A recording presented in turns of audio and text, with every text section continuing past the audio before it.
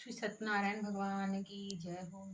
एक समय प्राणियों को हित चाहने वाली समस्त मुनियों ने परम रणमिक नैमिषारण्य क्षेत्र में मन को प्रसन्न करने वाली सभा की।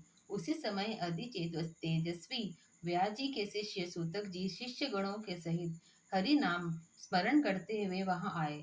समस्त शास्त्रों को जानने वाले श्री सूतक जी को आते देख महातेजस्वी शौनकादि मुनि गण खड़े हो गए। सब धर्मों को जानने वालों में श्रेष्ठ सूतक जी तथा परम वैष्णव सौनकादि ऋषि परस्पर शीघ्रता से पृथ्वी पर दंडवत नमस्कार करके सौनकादि मुनियों के दिए आसन पर संपूर्ण शिष्यों सहित अति बुद्धिमान सूतक जी बैठ गए। बैठे हुए सूतक जी ने से सौनकादि मुनियों ने नमस्कार कर हाथ जोड़कर कहा, हे महेश्वर, हे सर्वज्ञ सूतक जी, इस कलिकाल में मनुष्यों की हरि भक्ति किस उपाय से हो, हे भगवान, वह कहिए, क्योंकि कलिकाल में सब प्राणी पाप करने में तत्पर और वेदविहीन हो जाएंगे। उनका कल्याण किस प्रकार होगा? किस कलयुग में मनुष्य प्राणों को धारण किए थोड़ी आयु वाले निर्धन और अनेक पीड़ा से युक्त होंगे। प्राय पुण्य अति परिश्रम से होता है, इससे कलयुग में कोई मनुष्य पुण्य न करेगा और सब पुण्य के नष्ट होने पर सब पापों से प्रवृत्त हो जाएंगे। तब तुक्ष हो जा ज्ञान वाले हो जाएंगे। तब तुक्ष ज्ञान वाले मनुष्य अपने सब वंश सहित नष्ट हो जाएंगे। हे सूतक जी, किस तरह अल्प परिश्रम से थोड़े धन और कुछ ही समय में पुण्य प्राप्त हो सकता है, ऐसा कोई उपाय हम लोगों से वर्णन कीजिए, जिससे उपदेश से मनुष्य पुण्य पाप करता है वह उसका भागी होता है। पुण्य का उपदेश करने वाला, दयावान, कपट रहित, निष्पाप और निर्विरोधी, ये चार तरह के मनुष्य नारायण के समान हैं। संसार में ज्ञानी होकर जो दूसरों को ज्ञान नहीं देता, उस पर ज्ञान रूपी परमेश्वर प्रसन्न नहीं होते। जो पुरुष रत्न रूपी ज्ञान से दूसरों को संतोष देते हैं, उन्हें मनुष्य रूप धारण किए नारायण ही जाने। हे महात्मते, ऐसा कौन सा व्रत है जिसके करने से मनोवांछित फल प्राप्त हो, वह हम लोगों को सुनने की इच्छा है। हे मुनि श्रेष्ठ, आप वेदांता के ज्ञाता है। आप जैसा दूसरा कोई वक्ता नहीं दिखता, क्योंकि श्री वेद व्यास जी के आप शिष्य हैं। सूत जी बोले, हे मुनि श्रेष्ठ, तुम धन्य हो, तुम्हें वैष्णवों में अग्रगण्य हो, कारण कि सब प्राणियों को तुम सदैव हित चाहते हो। हे शौनक, सुनो, मैं आपसे उस उत्तम व्रत को कहूंगा जिससे व्रत को नारद जी ने लक्ष्मीपति भगवान से पूछा था और जिस प्रकार भगवान ने नारद जी से कहा। हे ऋषिगण, उसे सावधान होकर सुनो। बोलो सत्यनारायण भगवान की जय। एक समय नारद जी समस्त प्राणियों के हित की इच्छा से अनेक लोगों को घूमते हुए मृत्युलोक में आए। यहाँ उन्होंने देखा कि सब प्राणी अनेक पीड़ाओं से युक्त और अनेक योनियों से उत्पन्न होकर पाप कर्म को देख रहा है। यह देखकर विचार किया कि इन लोगों का दुख किस प्रकार दूर हो। ऐसा मन में विचार कर विष्णु लोक को चले गए। वहां जिसके शुक्ल वर्ण चार भुजाएं हैं, जिन्होंने शंख चक्र और धारण किए हैं और वरमाला से सुशोभित देवेश नारायण हैं, उनको देखकर स्तुति करने लगे। नारद जी बोले, हे महाराज, आप वचन और मन से न करने न धारण के योग्य अनंत शक्ति युक्त और निर्गुणात्मक है। हे महात्मे, आप सब प्राणियों के उत्तरकर्ता और भक्तों के दुख के नाशक हैं। यह स्तुति सुनकर विष्णु भगवान बोले, हे नारद, तुम किस काम से आए हो? तुम्हारे मन में क्या है? हमसे जो पूछोगे वह हम कहेंगे। नारद जी बोले, हे नाथ, मृत्युलोक के सब प्राणी अनेक योनियों में उत्पन्न होकर निज का पाप कर्म से क्लेशित हो रहे हैं। ये महाराज, जिस छोटे उपाय से उनका क्लेश दूर हो, वह उपाय मैं सुनना चाहता हूँ। भगवान बोले, समस्त जनों को कृपा कर तुमने बहुत अच्छा प्रश्न पूछा है। इसके करने से मनुष्य मोक्ष से छूट जाए, ऐसा एक उपाय कहता हूँ, सुनो। हे नारद, जो व्रत तीनों लोकों में अति दुर्लभ है, वह आज आपके कहने से प्रकाशित कर रहा हूँ। वह सत्यनारायण का व्रत है, जिसको विधि पूर्वक करने से इस लोक में सुख और परलोक में मोक्ष मिलता है। यह सुनकर नारद जी बोले, इस व्रत का क्या फल है और पूर्व में किसने किया है? किस समय यह व्रत करना चाहिए? आप विस्तार पूर्वक कहिए। श्री भगवान ने कहा कि इसके करने से दुख शोकादि का नाश, धन धान्य की वृद्धि और संतति की प्राप्ति तथा सर्वत्र विजय प्राप्ति होती है। इस व्रत में मनुष्य भक्ति श्रद्धा युक्त किसी भी दिन सायंकाल में सत्यनारायण की पूजा करे और भाई बंधु तथा ब्राह्मणों के साथ धर्मयुक्त सभा से उत्तम नैवेद्य भोग लगावे। केले का फल, घी, दूध और गेहूं का चूर्ण लगावे। गेहूं का चूर्ण हो तो चावल का चूर्ण, खांड अथवा गुड़ मिलावे। सवा पाव अथवा सवा सेर के हिसाब से मिलाकर भक्ति से सत्यनारायण भगवान को नैवेद्य लगावे। बंधनों के साथ कथा सुनकर ब्राह्मणों को दक्षिणा दे। श्री सन्यासी सत्यनारायण के प्रसाद को अपने भाई बंधुओं के साथ खाकर रात्रि में नित्य गीतादि करे। तदंतर सब श्रोतागण श्री सत्यनारायण भगवान का स्मरण करते हुए अपने अपने घर जाएं। इस प्रकार व्रत करने से मनोवांछित फल मिलता है। विशेषकर इस कलिकाल में पृथ्वी पर इससे बढ़कर दूसरा कोई उपाय नहीं है। हे नारद, जिन्होंने इस व्रत को पहले किया वह सुनो। काशीपुर में निर्धन सनातन नामक एक ब्राह्मण क्षुधा पिपासा से दुखित नित्य पृथ्वी पर भिक्षा मांगने हेतु घूमता था। ब्राह्मण प्रेमी भगवान नारायण ने दुखित हो ब्राह्मण को देखकर बूढ़े ब्राह्मण का रूप धारण करके अति आदर से पूछा, हे विप्रवर, किस कारण पृथ्वी पर आप नित्य घूमा करते हैं? यह हमारी सुनने की इच्छा है। यदि आपकी इच्छा हो तो कहिए। ब्राह्मण बोले, हे अत्यंत दरिद्र हूँ, भिक्षा के लिए पृथ्वी पर भ्रमण करता हूँ। यदि आप कुछ जानते हैं तो पूर्ण रूप से कहिए। वृद्ध ब्राह्मण बोले, हे दृगश्रेष्ठ, मनोरथ को सिद्ध करने वाला उत्तमोत्तम श्री सत्यनारायण का व्रत करो, जिसने करने से मनुष्य सब दुखों से छूट जाते हैं। वृद्ध ब्राह्मण रूपी श्री सत्यनारायण देव ने व्रत का निधान बताकर आप अंतर्ध्यान हो गए। तदंतर ब्राह्मण सनातन के मन में निश्चय किया कि मैं कल ही सत्यनारायण का व्रत करूंगा। इस चिंता से ब्राह्मण को रात भर नींद नहीं आई। सुबह उठकर उसने यह निश्चय किया कि मैं आज सत्यनारायण का व्रत अवश्य करूंगा। यह संकल्प कर भिक्षा मांगने गया तो उस दिन उनको सब दिनों से अधिक मिला। उस द्रव्य ने उससे अपने भाइयों के साथ सत्यनारायण का व्रत किया। उसके प्रभाव से सब दुखों को छूटकर सर्व संपत्ति युक्त हो गया। व्रत के प्रभाव से सनातन नगर भर में श्रेष्ठ माना जाने लगा और तभी से ब्राह्मण हर महीने व्रत करने लगा। भगवान ने कहा, सनातनंद द्वारा किया हुआ सत्यनारायण का यह पूजन है और इसको जानकर जो मनुष्य व्रत करता है वह पापों से छूटकर मोक्ष को पाता है। इस प्रकार पृथ्वी में इस व्रत को जो मनुष्य करेंगे उनका दुख अवश्य कष्ट और दूर हो जाएंगे। बोलो श्री सत्यनारायण भगवान की जय। सूतक जी बोले, हे शौनक, विष्णु भगवान ने जिस तरह कहा था वह तुमसे मैंने कहा और दूसरी बात जो हो वह पूछो। शौनक जी बोले, हे सूत जी, उस ब्राह्मण के बाद इस व्रत को किसने किया वह सुनने की इच्छा है। सूत जी बोले, हे मुनियों, जिसने व्रत की किया वह सुनिए। एक समय एक द्विज निज धर्मानुसार निज ब्राह्मण बांधनों के साथ व्रत करने को उद्धृत हुआ। उसी समय एक लकड़हारा वहां आया। भूख प्यास से पीड़ित काष्ठ के भार को बाहर रख ब्राह्मण के घर में जाकर उसने व्रत करते हुए ब्राह्मण को देखा। लकड़हारा नम्रता से हाथ जोड़कर प्रणाम कर बोले, आप क्या कर रहे हैं? इसे करने से क्या फल होता है? वह विस्तार पूर्वक कहिए। ब्राह्मण बोले, मनोरथ को देने वाला, दुख और शोक नाश करने वाला तथा सिद्धि को देने वाला यह सत्यनारायण का व्रत है।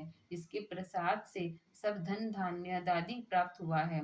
यह सुनकर लकड़हारा प्रसन्न हो प्रसाद को खाकर और जल पीकर वह सत्यनारायण भगवान का ध्यान करता हुआ अपने घर को चला गया।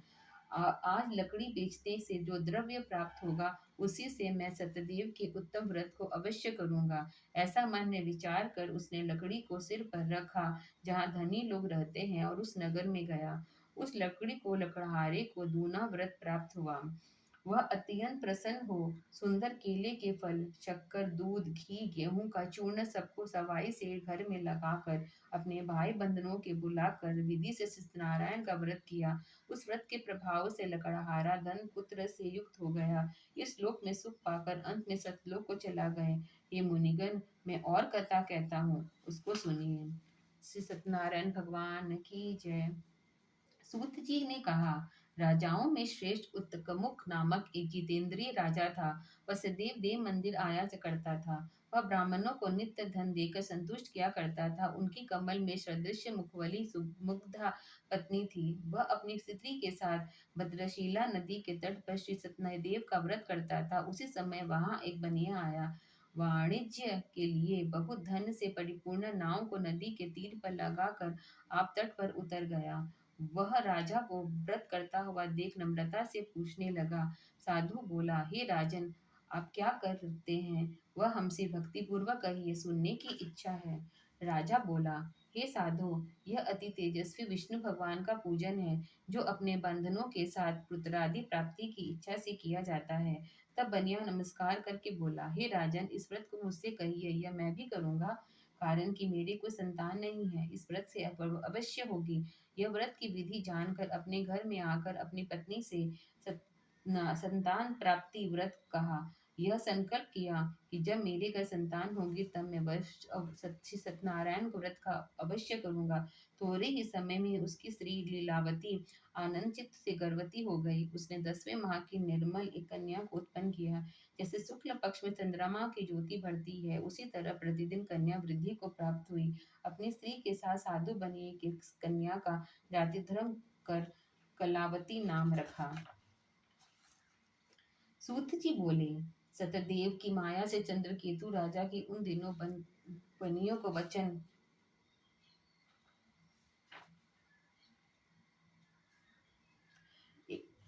एक दिन लीलावती अपने स्वामी से मधुर वच बोलने लगी। पहले का संकल्पित व्रत क्यों नहीं करते हो? साधु बोला, हे प्रिय, इसके विवाह के समय मैं ये व्रत अवश्य करूंगा। इस प्रकार स्त्री को समझाकर वह बाहर चला गया। इधर कलावती पति पिता के घर नित्य भरने लगी। एक दिन धर्मज्ञ साधु बनियों ने सखियों के साथ खेलती हुई लड़की को विवाह के योग्य देख दूत को बुलाकर कहा, विवाह के निमित्त कन्या के लिए योग्य वर खोज कर ले आओ। साधु की आज्ञा पाकर दूत कांचन नगर में गए। उस नगर में एक वणिक पुत्र को लेकर साधु के पास आए। उसने सुंदर गुणयुक्त लड़के को देखा। जाति भाइयों के साथ प्रसन्नचित हो विधान पूर्वक अपनी कन्या का उस वणिक पुत्र के साथ विवाह कर दिया। अभाग्यवश विवाह के समय भी उस व्रत को साधु भूल गया। तब सत्यनारायण देव क्रोधित हो गए। उस कुछ दिन बाद निजकर्म से अति आतुर साहूकार व्यापार की इच्छा से अपने दामाद को लेकर समुद्र के निकट रत्नसागरपुर नामक नगर में जाकर व्यापार करने लगा।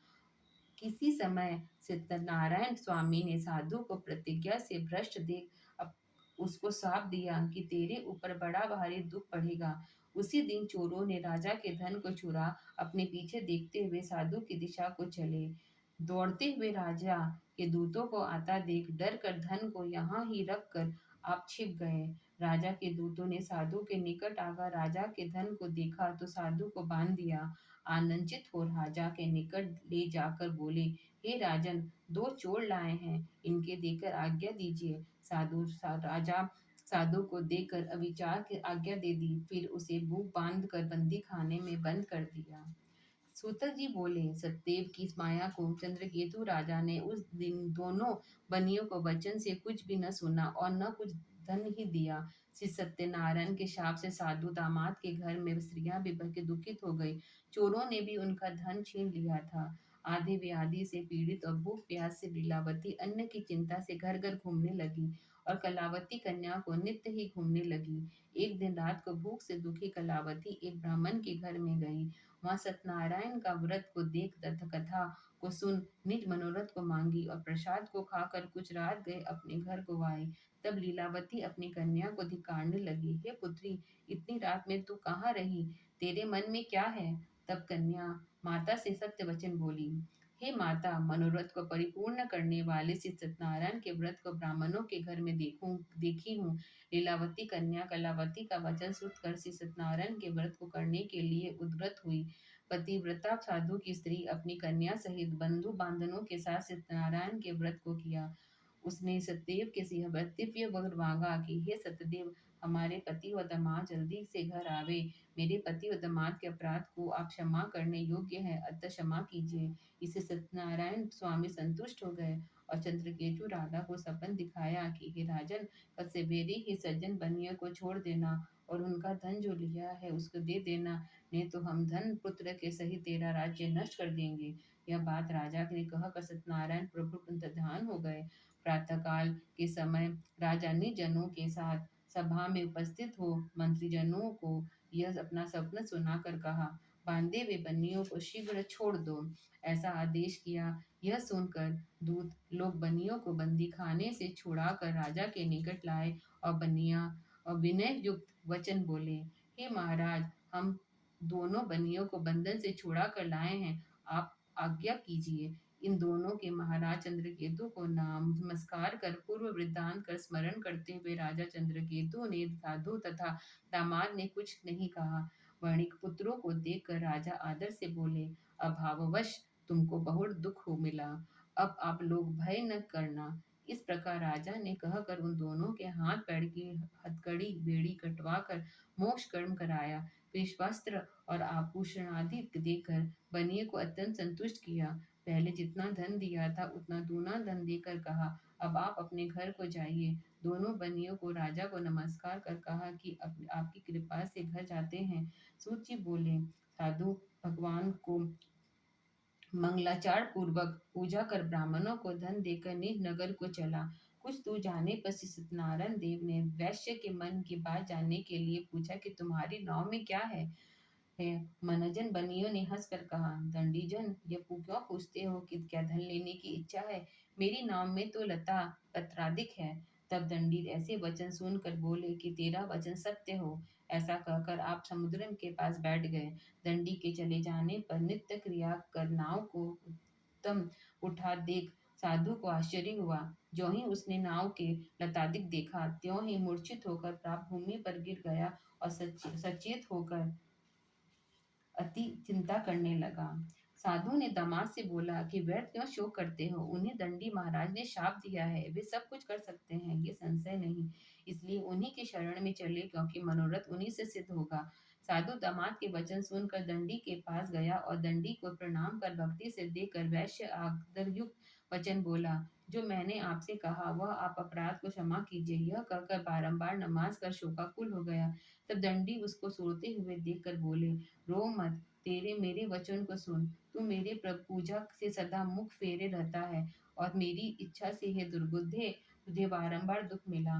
भगवान का यह वचन सुनकर साधु स्तुति करने लगा। साधु बोला कि स्वामी, आपकी माया से मोहित ब्रह्मादि देवता भी आपके बड़े अद्भुत गुण और रूप को नहीं जानते। तब मैं आपकी माया से मोहित, मैं मूढ़, आपको कैसे जान सकता हूँ? अतः हमारे ऊपर प्रसन्न होइए। मैं यथा विभाग विस्तार से आपका पूजन करूंगा। मैं आपके शरणागत हूँ, मुझे पहले वाला सब धन दीजिए। आपके भक्ति युक्त वचन सुन भगवान संतुष्ट हो गए और मनोवांछित वर देकर वहां से अंतर्ध्यान हो गए। साधु नाव को धन से परिपूर्ण देख उस पर चढ़ गया। सत्यदेव की कृपा से मनोरथ पूर्ण हुआ। यह बात अपने स्वजनों से कह यथाविधि पूजन कर सतदेव की कृपा से बड़ा हर्षित हुआ। नाव को यत्न से सजेज कर अपने देश को चल दिया। अपने नगर के समीप साधु आकर दामाद से कहने लगा कि वह देखो, रत्नपुरी देखो। ऐसा कहकर उसने धन की रक्षा करने वाले दूत को वहां भेजा। वह दूत नगर में जाकर साधु की धर्मपत्नी को देकर प्रणाम करके बोला कि ग्राम के निकट दामाद सहित साहूकार बहुत से इष्ट मित्रों से धन्य के साथ वहां आए हैं। दूत के मुख से ऐसे वचन सुनकर साधु की स्त्री बड़ी हर्षित हो सत्यदेव की पूजा कर कन्या से कहने लगी, मैं जाती हूँ, तुम शीघ्र व्रत समाप्त करके आओ। लड़की इस प्रकार वचन सुनकर जल्दी व्रत समाप्त कर प्रसाद को भूल कर न खाकर अपने पति को देखने चली गई। उससे सत्यदेव को भगवान क्रोधित होकर उनके पति को नाव सहित जल में डुबो दिए। कलावती कन्या अपने पति को न देखकर बड़े शोक से रोती हुई भूमि पर फिर गिर पड़ी। साधु ने कन्या को अति दुखित देखकर डरे हुए मन से कहा, यह क्या हुआ? और नाव चलाने वाले भी चिंता करने लगे। तब लीलावती कन्या को दुखी देख अति विहल होकर रोने लगी और पति से कहने लगी, इसी क्षण नाव के साथ वे कैसे अलक्षित हो गए, न जाने किस देवता के अनादर के चौका जल में नहीं दिख रही है। श्री सतदेव के महात्म्य को कौन कहा सक जा सकता है। यह कहकर वह अपने जनों के साथ विलाप करती हुई कन्या को गोद में लेकर रोने लगी और कलावती की स्वामी न देखते हुए अति दुखित हो पति की पादुका लेकर सती होने की इच्छा करने लगी। कन्या का यह चरित्र देखकर धर्मज्ञ साधु बनिया स्त्री के साथ अत्यंत शोक से युक्त होकर विचार करने लगा कि मैं सत्यदेव की माया से बारंबार चला गया हूँ। अब यथाविभाग से सत्यनारायण का पूजन करूंगा। इस प्रकार सबको बुलाकर कहने लगा और बारंबार पृथ्वी पर गिर कर सत्यनारायण भगवान को साष्टांग दंडवत किया। इसी पर दिनों के पालन करने वाले सत्यनारायण भगवान संतुष्ट हो गए। बकवत्सल सत्यदेव की कृपा से आकाशवाणी हुई कि तुम्हारी कन्या प्रसाद को त्याग कर पति को देखने आई। इसी कारण इसकी पति अदृश्य हो गया। यदि वह पुण्य घर जाकर प्रसाद भ्रमण कराएगी तब पति को निसंदेह पाएगी। कन्या ने यह आकाशवाणी सुनकर शीघ्र ही घर जाकर प्रसाद का भ्रमण कर अपने पति को देखा। तब कलावती संतुष्ट होकर अपने पति से कहने लगी, अब शीघ्र घर चलिए, विलंब न कीजिए।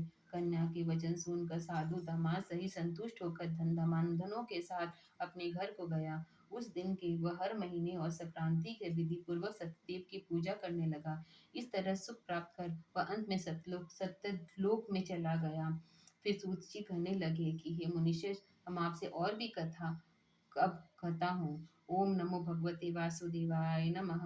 सूत जी बोले, प्रजा पालन के तत्पर एक तुरंगध्वज नामक एक राजा था जिसने सत्यदेव के प्रसाद को त्यागने से अधिक दुख पाया। एक दिन उसने वन में जाकर निकड़ाधि अनेक पशुओं को मारा और पीछे आकर वटावृक्ष के नीचे सत्यदेव भगवान का पूजन देखा, जिसको गोप लोग बंधु बांधन युक्त संतुष्ट चित्त से करते थे। अहंकार से राजा वहां गया, न सत्यदेव की प्रणाम ही किया।